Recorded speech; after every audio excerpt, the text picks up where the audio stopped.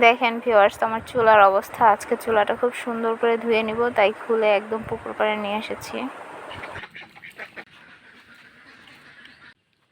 আসসালামু আলাইকুম ভিউয়ার্স, কেমন আছো সবাই? আজকে সকাল সকাল আমি শাপলা নিয়ে চলে এলাম। আজকে শাপলার খুব দুর্দান্ত একটা রেসিপি তৈরি করব, আর এটা খেতে সত্যি খুবই মজা হয়েছিল। তো শাপলা কোটা বাছা করতে তো অনেক সময় লাগে।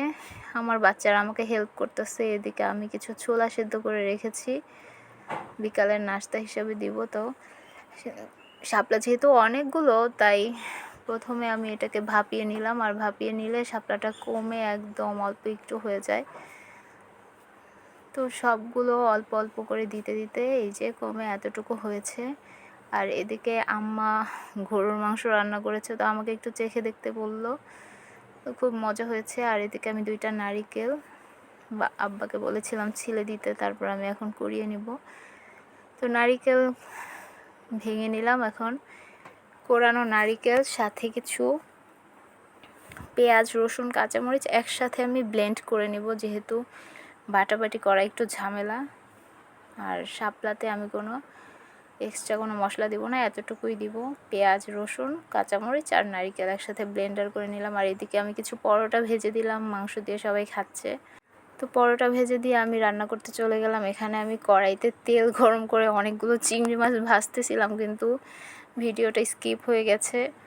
তো আমি ওই যে ব্লেন্ডার করা নারিকেল, পেঁয়াজ, রসুনের মিক্সচারটা দিয়ে দিয়েছি এখানে চিংড়ির সাথে, একদম কষা কষা করে নিলাম।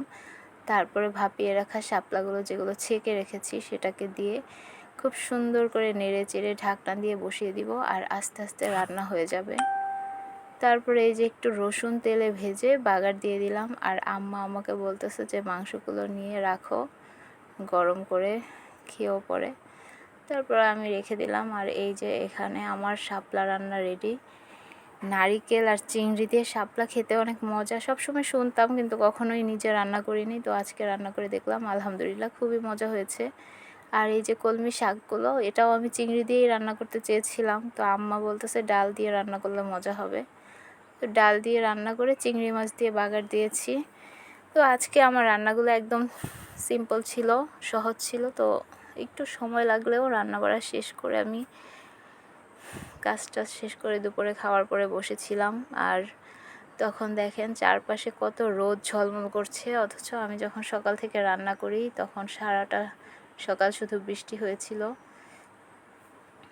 আর সকালের দিকেই আমাদের কাজ থাকে, বৃষ্টি হোক আর যাই থাকুক, সকালবেলায় আমরা সবাই কাজ করতে পছন্দ করি। আর দুপুরে ঝলমলে রোদ দেখে ভালোই লাগছে।